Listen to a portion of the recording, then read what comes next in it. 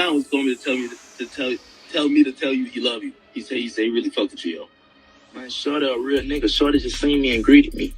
You hear me? Yeah. But yeah, man. Hey, most niggas be scared to come up to us. For what?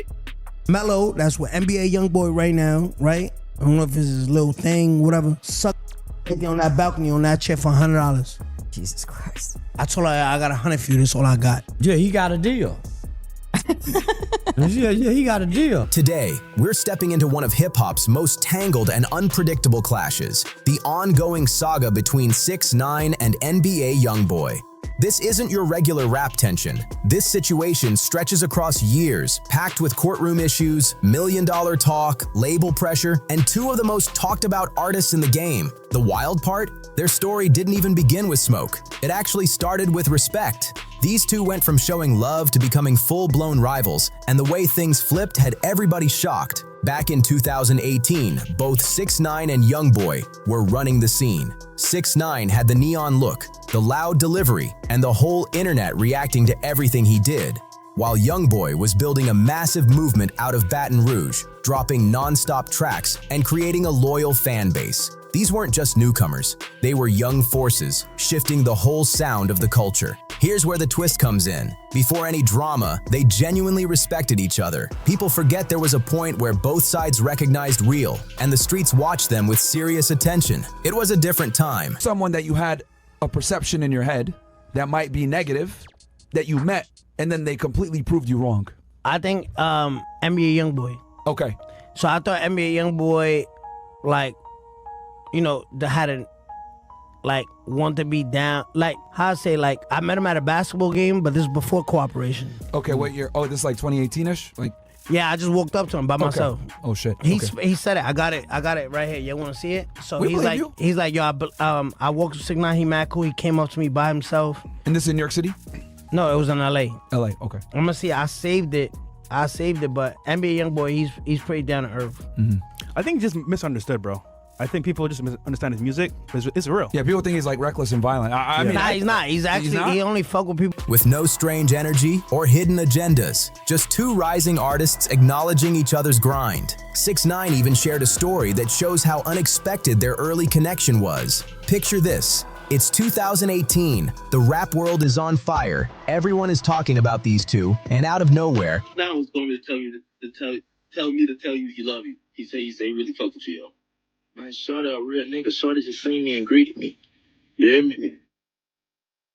Yeah. But yeah, man, hey, most niggas be scared to come up to us. For what? We some of the coolest niggas you can meet. That nigga seen me and greeted me, though, and kept it going. Real nigga.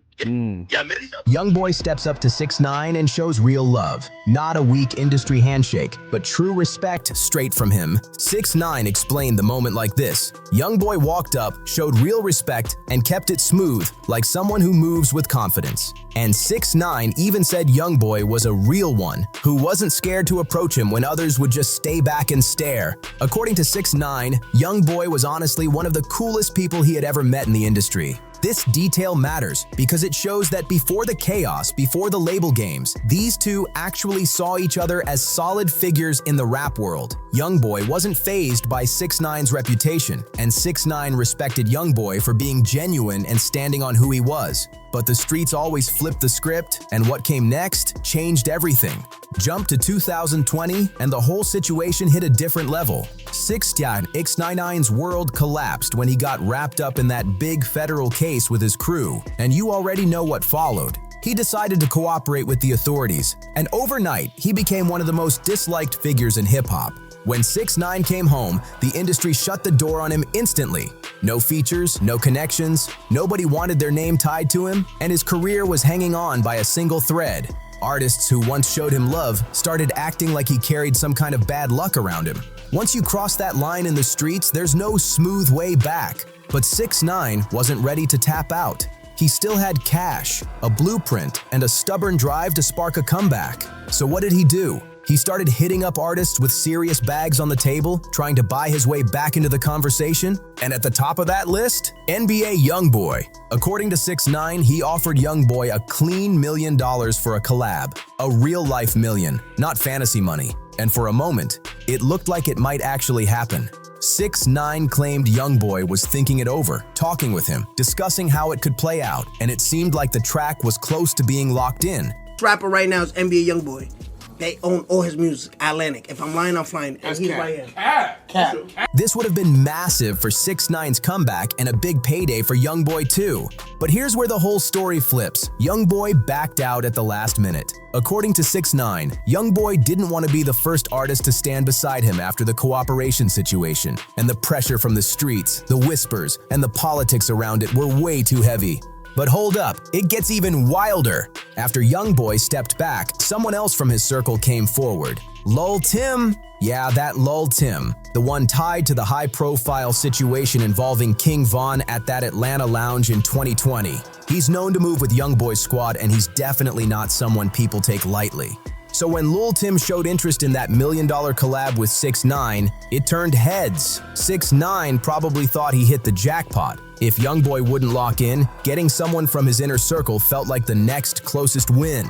Lil Tim had real street weight behind his name, and because of that high-profile situation involving King Von, his name was buzzing heavy in the streets. But just like Youngboy, Lil Tim backed out too. The industry politics were way too heavy, and teaming up with 6ix9ine after the cooperation situation was seen as career danger for anyone trying to keep their image solid. Even $1 million wasn't enough to risk the backlash or losing respect. This left 6ix9ine heated and feeling some type of way about everyone distancing themselves. He had the money, he had the energy to work, but nobody wanted to gamble their name by standing next to him. Rejection like that can flip respect into straight frustration real fast. Fast forward to recently, and 6ix9ine clearly decided he was done trying to keep the peace. During an appearance on Adin Ross's stream, he snapped out of nowhere and started revealing what he claimed were the real details behind NBA Youngboy's situation with his label. And this is where everything gets wild. 6ix9ine didn't just toss out small comments. He went straight for the pressure points. 6ix9ine started claiming that Youngboy was getting played by Atlantic Records, saying they controlled all his music, and that even though Youngboy was one of the biggest artists out, he was basically being treated like a puppet by the label. He even quoted himself saying, "The hottest rapper right now is NBA Youngboy. They own all his music, Atlantic," and added, "If I'm lying, I'm flying right here." That was a straight hit at Youngboy's reputation and how he handles his business in the game. In hip-hop, owning your masters and having control over your music is everything. It's the difference between being the boss or being just another artist on a contract. So 6ix9ine suggesting Youngboy didn't own his work was basically calling his whole operation fake. But 6ix9ine didn't stop there. He started breaking down how labels trap artists, explaining how big deals can leave people stuck, and how some artists end up selling parts of their catalogs just to get quick cash. He painted the whole picture like a lesson on how the industry treats talent, and he used Youngboy as the main example. And the timing made it even messier. Youngboy had already been speaking out about his issues with Atlantic, and rumors about his contract had been floating around for a while, so 6ix9ine's comments hit right where it hurt. And if you know anything about NBA Youngboy, you know he's not the type to let someone talk about him and just stay quiet. When 6ix9ine made those claims about his music ownership, Youngboy answered the only way he truly communicates with the world, through a track. He dropped a song where he directly addressed what 6ix9ine said. The line everyone keeps talking about is when Youngboy fired back in his track, saying he doesn't play around with his percentage and that he gets his full cut, not just a small slice. He made it crystal clear. He owns his work, he gets his numbers, and 6ix9ine was speaking on something he didn't understand. This was Youngboy's way of shutting the whole rumor down and letting people know his business is solid. But the response wasn't only about the ownership talk.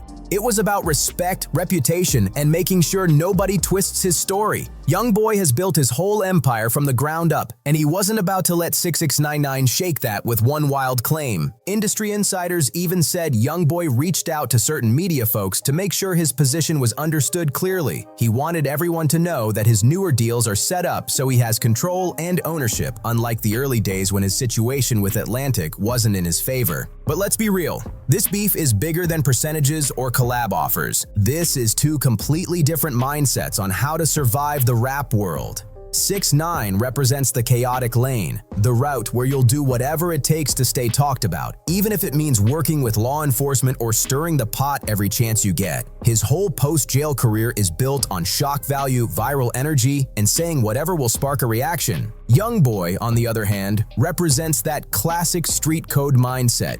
Keep it solid, don't deal with law enforcement, and let the music do the talking. Even with all the legal trouble he's faced over the years, he's never crossed the same line 6ix9ine did, and that alone shows how different their paths really are. Their whole conflict isn't just two artists not liking each other. It's two completely different belief systems crashing into each other. That $1 million offer exposed something big about both of them. For 6ix9ine, it showed how far he was willing to go to buy back relevance and respect. But for Youngboy, it proved that no amount of money could make him step away from his principles or risk the image he built in the streets. Now let's get into the big topic everybody keeps circling back to: the label situation that 6ix9ine tried to expose. Even though the way he delivered it was messy and clearly fueled by personal tension, some of what he said about the industry wasn't totally off. The truth is, most new artists do end up in contracts that lean heavily toward the label. Big companies like Atlantic often sign rising talent to deals that give the label major control and ownership over the music, especially in the early stages.